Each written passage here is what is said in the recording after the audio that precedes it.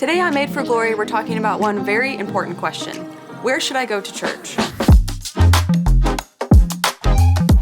Many years ago, when I was growing up in my very happy, Jesus-loving Protestant family, my older sister, also Protestant, decided to attend a Catholic university. As she was at this school, after a couple months, she realized that she was facing a very important question. How should I decide where to go to church? In this town, there were so many different options of churches to choose from. She was investigating a non-denominational church, Baptist church, Presbyterian church, Methodist church, evangelical church. And as she was facing this question, and as she was talking to me about it, we were starting to talk about this dilemma that she was facing. How do I know where to go to church? Now, at first, my answer to her was probably a little oversimplified.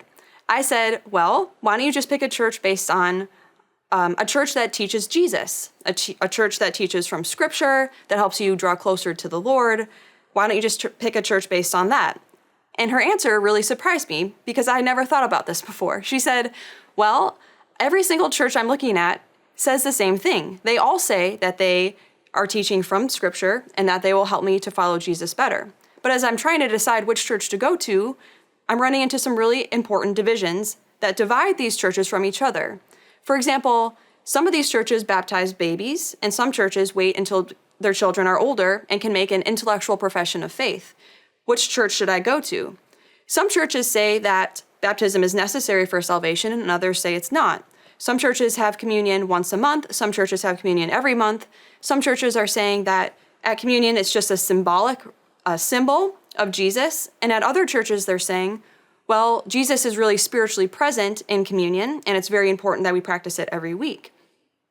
So her question for me was, if all these churches are saying that they all teach the Bible, but they are also teaching vastly different things about important doctrinal questions that I really care about the answers to, how do I know which church to go to? So this question kind of rocked my world for a little bit because I never thought about it before. And my answer to her kind of remained the same, which is just pick a church that helps you follow Jesus. Why don't you just pick a church that you like?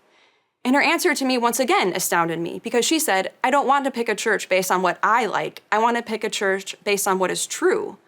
All I want is to follow Jesus. All I want is to know Jesus. So if I want to know him, I want to know what his commands are. Jesus says, if you love me, you will obey my commands.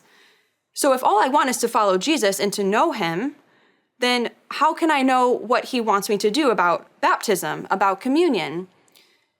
Is it possible that Jesus came to earth and taught his disciples for 3 years, walked with them, talked with them, shared his entire life with them, and then suffered and died for us on the cross, he rose from the dead, walked with his followers for 40 days, and then when he was ascending into heaven, did Jesus just say, all right, you all figure it out now?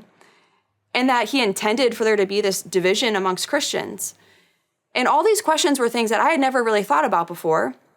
I was so happy in my Protestant church.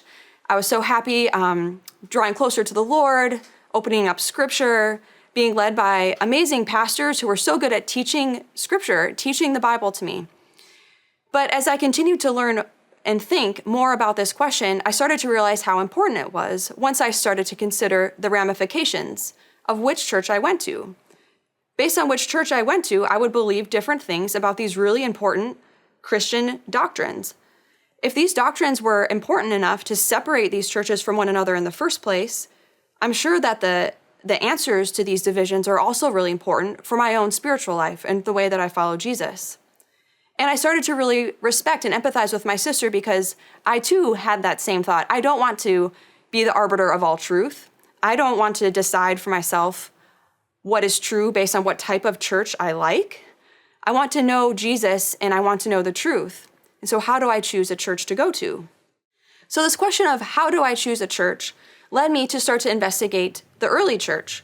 I started to wonder, if I was a Christian living in the early church, how would I have decided where to go to church then? If I was living in the Middle East in AD 200 or 300 or 400, and I needed to decide where to go to church, how would I have made those decisions? And so I decided to start looking into the church fathers, into early church history. And as I was researching this, I started to uncover something that was very interesting that I never really thought about before. I started reading from one of the church fathers named Tertullian, who was writing in the year AD 200 in his Demurrer against the heretics. Tertullian said this about how to choose a church.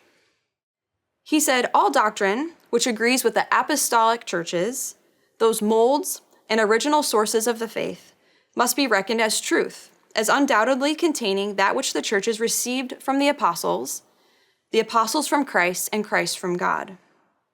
All doctrine must be prejudged as false, which savors of the contrary to the truth of the churches and apostles of Christ and God.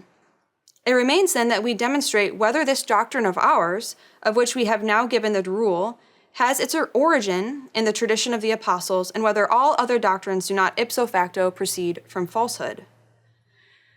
So this writing of Tertullian started to really challenge the way I thought about how we choose where to go to church. In my Protestant framework, I based churches based on whether they taught scripture, whether they helped me to draw closer to Jesus. But in 200 AD, Tertullian is writing that the way we know what is true is whether or not a church is in adherence with the apostles, whether their church was originated with an apostle or with one of their successors. Tertullian adds this: if there be any heresies or false teachings which are bold enough to plant their origin in the midst of the apostolic age, that they may thereby seem to have been handed down from the apostles because they existed in the time of the apostles, we can say, let them produce the original scroll from their churches. Let them produce the original records. Let them unfold the roll of their bishops, running down in due succession from the beginning, in such a manner that their first bishop shall be able to show for his ordainer and predecessor some one of the apostles or of apostolic men, a man, moreover, who continued steadfast with the apostles.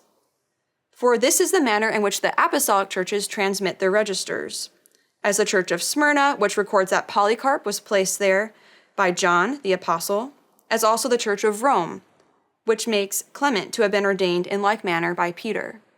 So Tertullian was not saying that I should choose a church based on what I like. He wasn't saying I should choose a church based on whether or not they're teaching scripture. Tertullian said that we know a church is teaching truth if that church originates with one of the apostles.